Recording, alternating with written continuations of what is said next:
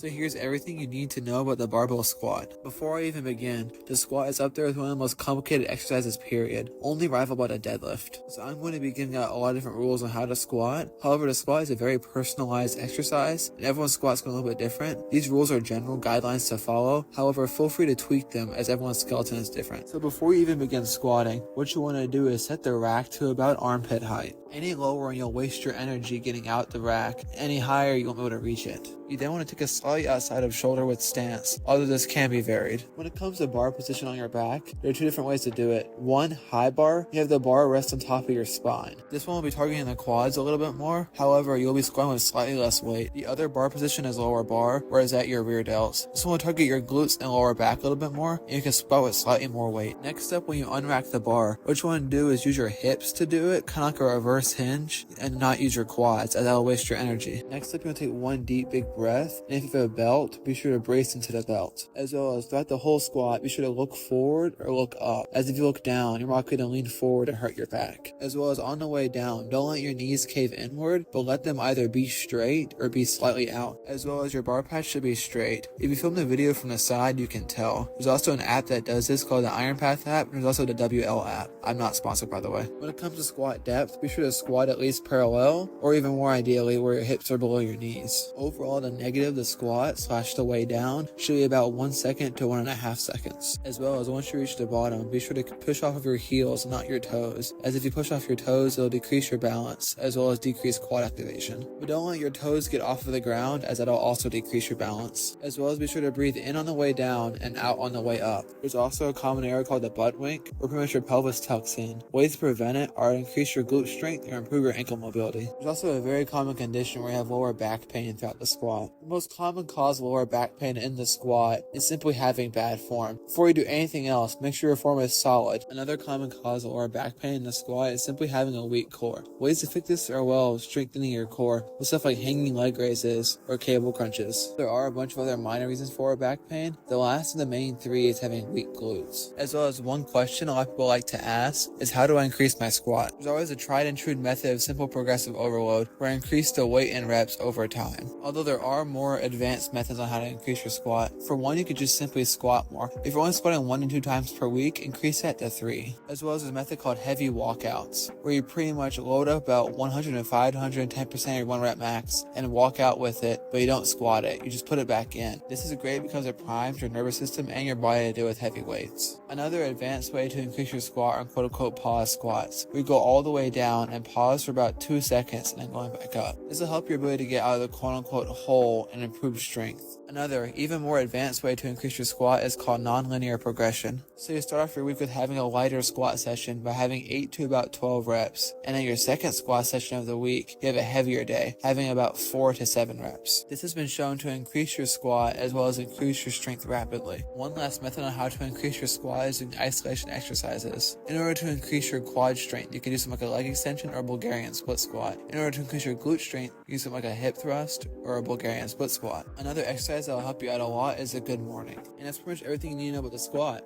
See you next time, and bye.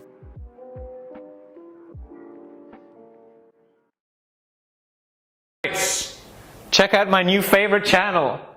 It is so good. Oh my god. Look at it.